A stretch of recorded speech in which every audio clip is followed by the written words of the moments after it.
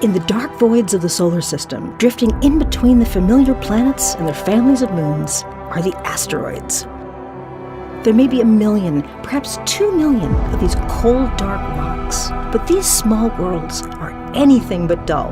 In fact, some of them are time capsules from the very beginning of the solar system, unaltered for billions of years. And the clues to how everything around us began, from the formation of the planets to the beginning of life itself, may be locked up in these asteroids. And tonight, a spacecraft from Earth is going to touch one, bring back a sample, and prepare for the long journey back to Earth so we can analyze it.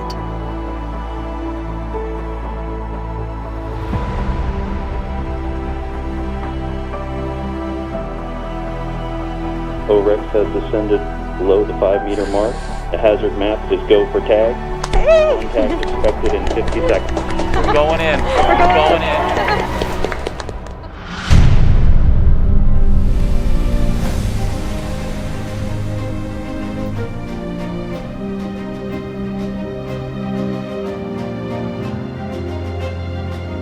OSIRIS-REx is a one-of-a-kind spacecraft with an extraordinary team of engineers and scientists charting unexplored places. It was launched on September 8, 2016. The vehicle has traveled over 2.2 billion miles on a complex route to reach Bennu. You are here with us on a historic evening. It'll be NASA's first sample return from an asteroid, the attempt to actually sample the asteroid Bennu. This is a reality. We're actually going to be trying to sample on an asteroid.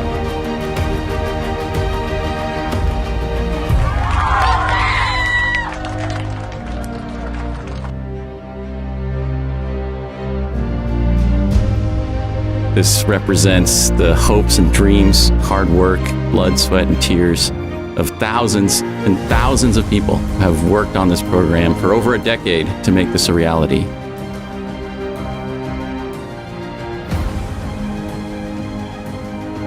The mission is dedicated to my friend and my mentor, Dr. Michael Drake.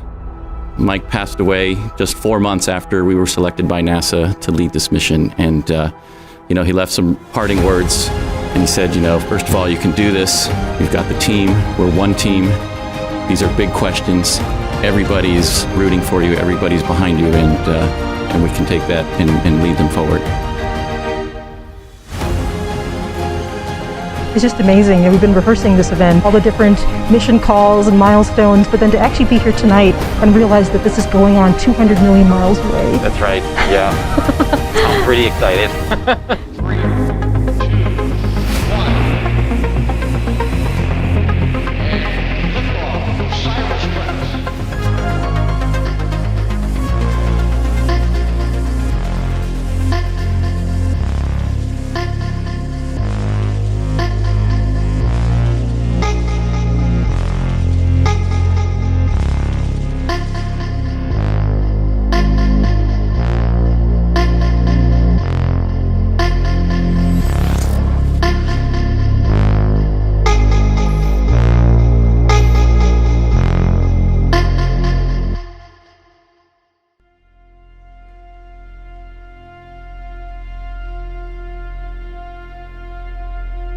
The pandemic has changed the way we lived our lives.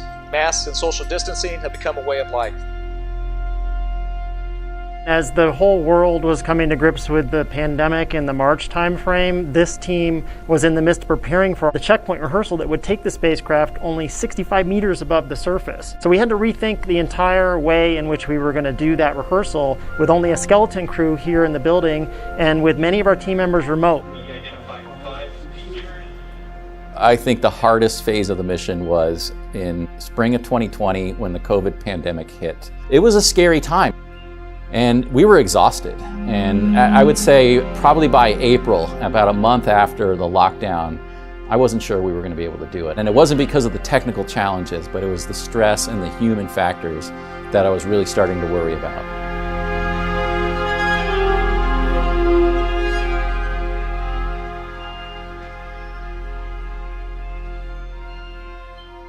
Now the main event is happening in about an hour. This is called TAG. Can you explain to us a bit why it's called TAG? Yeah, today we're tagging an asteroid, and TAG is an acronym that describes our sample collection strategy. We're going to send the spacecraft down for a short duration contact with the asteroid surface, anywhere between 5 and maybe as long as 15 seconds. So we call it a touch and go, or tag an asteroid. And that sample site we're going for today, Nightingale, it's just a few meters in width. Just take a step back for a second and put yourself in the shoes of some of those engineers on this mission. And imagine trying to park a spacecraft on an asteroid 200 million miles away, in a space no larger than a few parking spots. As if parallel parking on an asteroid isn't hard enough, imagine also trying to dodge hazards like rocky boulders as you're making your descent down to collect a sample. And on top of that, the team has actually programmed the spacecraft to steer itself down to the surface. We mapped the surface of Bennu to unprecedented resolution of 2 centimeters per pixel, which is better than what we've done on our own Earth and Moon. So it was a huge Herculean effort to get to this point where we're comfortable handing the maps and the keys over to the spacecraft to get us down into this small site today. So right behind me is the MSA, the Mission Support Area for OSIRIS-REx. And today it is filled with very excited people, the scientists, engineers, and technical specialists who've worked on this mission, in some cases for more than a decade. So back there is Gary Napier from Lockheed Martin. He's right in the middle of it all. So Gary, what's the feeling in the room? Michelle, like you said, I am just right behind you, about 20 feet. We're here in the larger Lockheed Martin Mission Support Area, where we're operating 6 of NASA's spacecraft around the solar system, 4 of them at Mars, 1 of them at Jupiter, and this one right here, OSIRIS-REx. So it's important to understand that the spacecraft is actually literally on the other side of the solar system, over 200 million miles away from the Earth. So any signal that we were to transmit here would take over 18.5 minutes to reach the spacecraft. So when we get these signals back, we're actually seeing things that happened in the past at the asteroid. Earlier we departed our orbit around the asteroid, so we're flying over the sunlit side of the asteroid, taking images for the onboard guidance system called natural feature tracking. A couple other key events that have taken place already is the spacecraft has deployed its robotic TAG-SAM sampling arm, so the arm is ready, in position to collect that sample. And we've turned on and started collecting science data from one of our science instruments, the OTIS thermal emission spectrometer. The spacecraft has already moved into its second natural feature tracking attitude and is getting onboard positional updates as we speak. And I can tell you everything is going exactly according to plan right now. It looks really good. Now, remember that this is a historic event. Today's endeavor will be the first time the space agency has ever touched the surface of an asteroid, collecting a sample of this pristine ancient material, a scientific treasure far more precious than gold. Let's talk a bit about why working in this low-gravity environment makes it tough to get a sample, because you might think sort of at first you could just take like a robotic claw or a robotic arm and scoop something up, but that's not going to work in these conditions. That's exactly right. The microgravity of Bennu provides a challenge of sampling that we don't normally face on Earth. You can imagine trying to use a shovel or a scoop on Earth, and the ground pushes against you, but the gravity keeps you on the ground. On Bennu, the surface gravity is thousands of times lower than on Earth, so if you pushed a shovel or a scoop into the ground, you'd push yourself right off the surface. So we had to come up with a technique that worked in the microgravity environment and that could work in this tag architecture, this touch and go architecture of just a few seconds long. So I understand the next big milestone we're looking for here is something called match point. That's right. So what happens at match point? Match point is the final maneuver that the spacecraft performs by firing its thrusters. That's where we become centered over the Nightingale sample site and begin that final descent down to the asteroid surface. And the spacecraft is solely focused on its safety calculation and the decision on whether or not it's going to proceed down to collect that sample. Attitude control system has transitioned to touch and go mode. Right, spacecraft's getting ready to make contact with the asteroid surface here.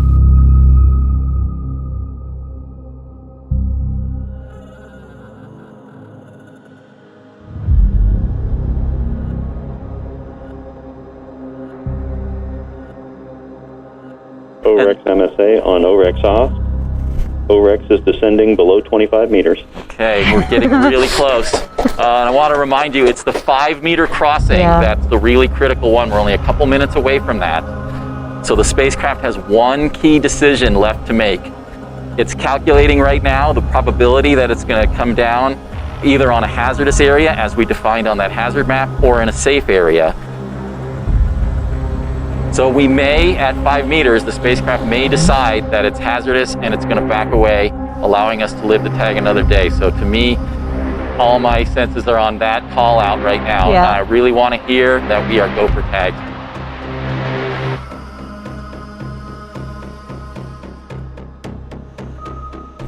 Position uncertainty is 0.5 meters. Predicted tag lateral offset is 1.7 meters. Hazard probability is 0%. Tag lateral velocity is 0.2 millimeters per second. Oh my God. Tag vertical velocity is 10.2 centimeters per second. That sounded really good. Yes. So it sounds like the hazard map calculation looks really good. We're coming down on a green area.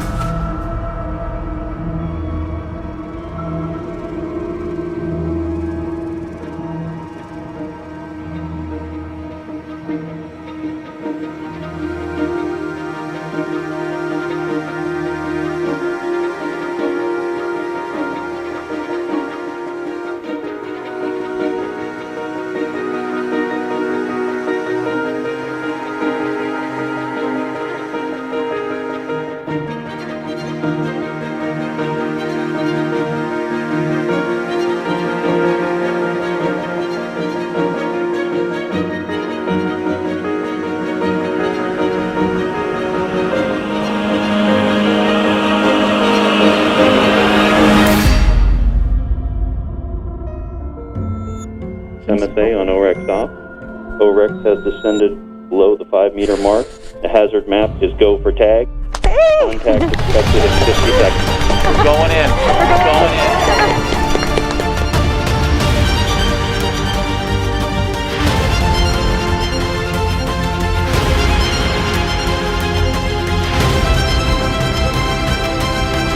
Touchdown to tag.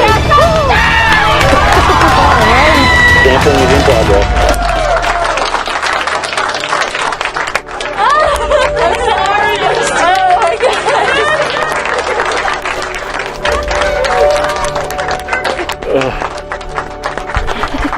Oh my gosh, we're there, folks. That was amazing. I mean, I don't know if you saw the team here, but they just kind of blew up. It went from being steely-eyed to like celebrating the Super Bowl.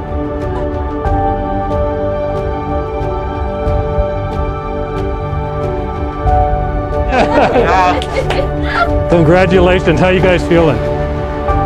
Transcendental. I mean, I can't believe we actually pulled this off.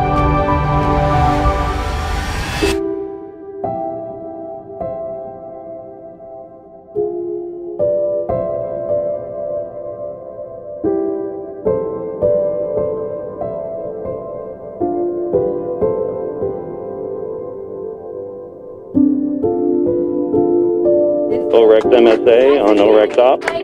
Sample collection is complete and the back away burn has executed. All right.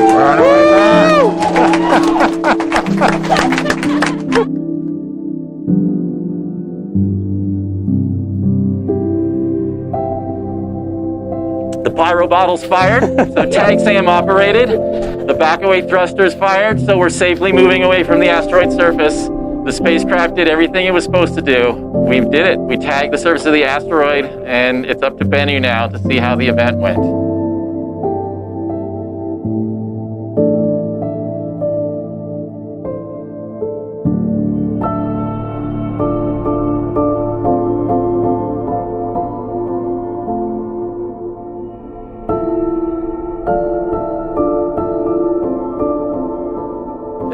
It's almost hard to process everything that's happening right now. It's overwhelming pride in this team and everything we've done to get here. I couldn't really have anything better to say about this group of people.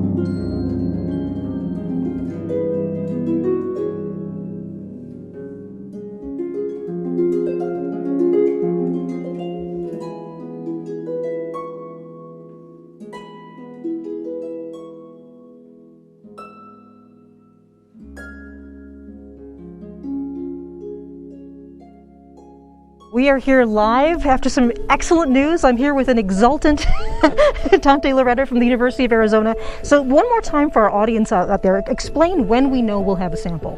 A little overwhelmed right now, Michelle, I have to say. It's been pretty intense several minutes here. I can tell you that everything went just exactly perfect, which is kind of the hallmark of this team. We have consistently beaten expectations over and over again. We have overcome the amazing challenges that this asteroid has thrown at us, and the spacecraft appears to have operated flawlessly.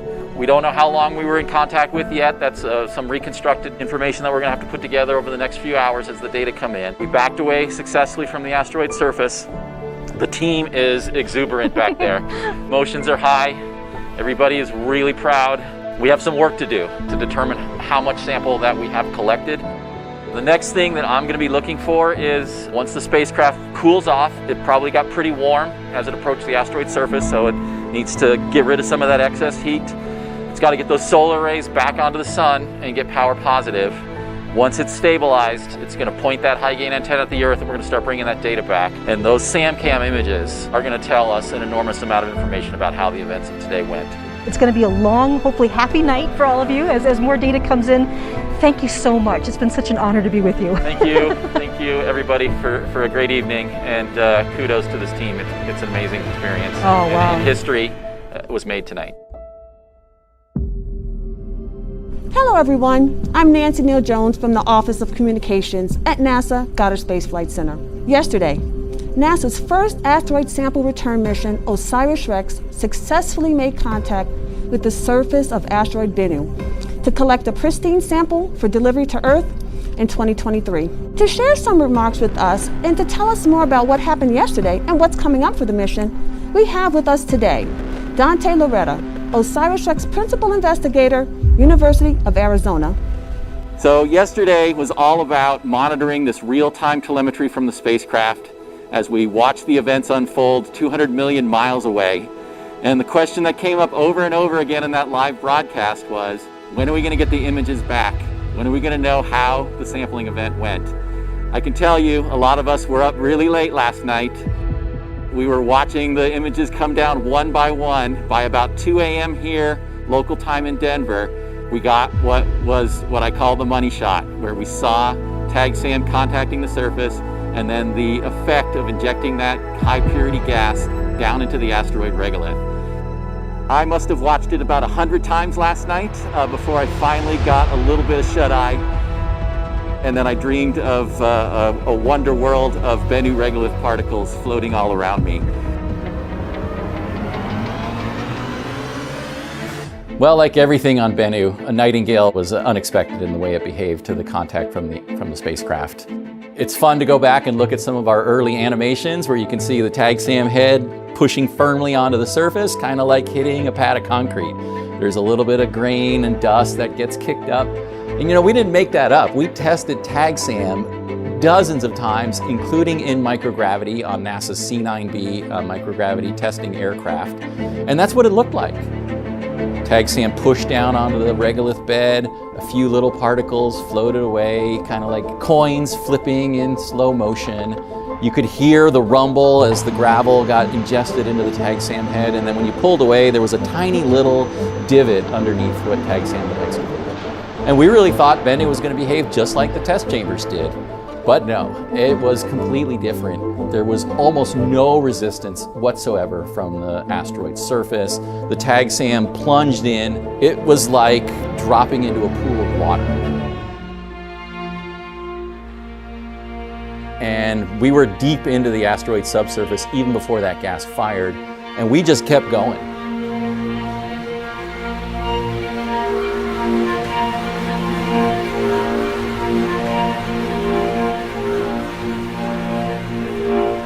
If we hadn't fired the back-away thrusters, we think the spacecraft would have just disappeared like into a pool of quicksand. So as a result of that really soft, compliant surface, the gas from TAG-SAM and the thruster plumes from the back-away burn excavated an enormous crater, 8 meters or about 25 feet in diameter, way bigger than anything we expected. Our glorious moment, we safely contacted the asteroid surface, bury the tag SAM head and fire the gas, and you will load that thing up. Turns out we did too good of a job. So, we backed away. 2 days later, on October 22nd of 2020, we put tag SAM through a photo shoot. All kinds of different camera angles and lighting conditions, just trying to get some hint, was there any sample that was collected in this amazing event? It looked like the tag SAM head was literally spewing material into outer space, and panic shot through me at that moment. And I was like, oh man, we're bleeding. We're losing sample at an enormous rate. About 10 grams were visible in that one shot. That was, 1/6 of our total mission requirement in a few seconds that we were seeing escaping from the tag SAM head. The good news was, the reason we were leaking material was because we had collected so many large stones that we were jamming open the safety valve meant to keep everything inside the collection chamber. So we got permission from the agency to go through rapid stow, quickly got the tag SAM head into the sample return capsule. Through some very clever mathematics, it looks like we collected about 250 grams or about 8 ounces of material. 4 times the mission requirement is what we expect is in that sample return capsule today. And fortunately, we were able to go back to Bennu in April of 2021 to get some great imagery and spectral data of the surface to really quantify the nature of that disturbance.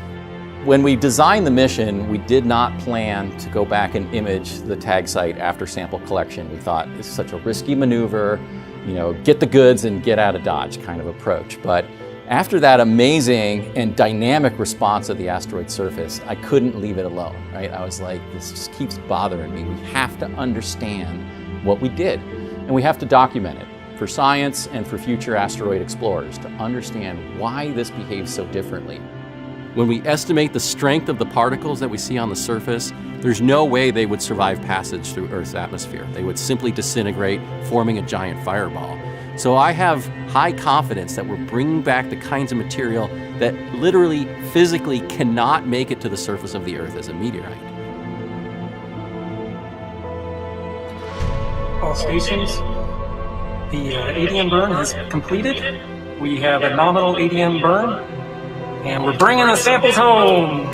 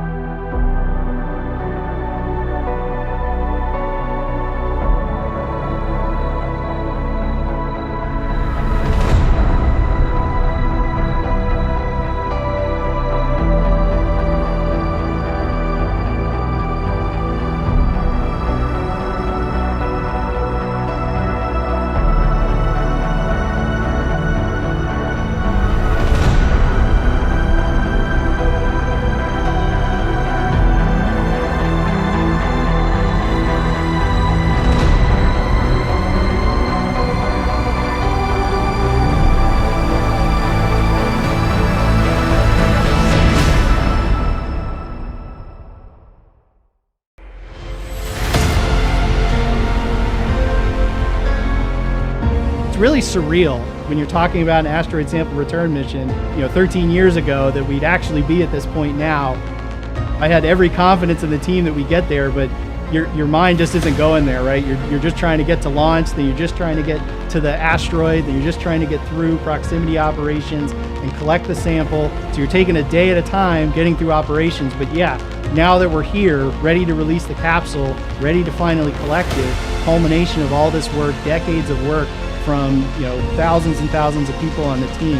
It's just an incredible sense of accomplishment, and really excited to see this thing get on the ground. All we have left to do to deliver on our promise to the agency is get that sample safely back to the Earth, get it into our laboratories, and answer the fundamental questions about the formation of our solar system and why Earth is a habitable world.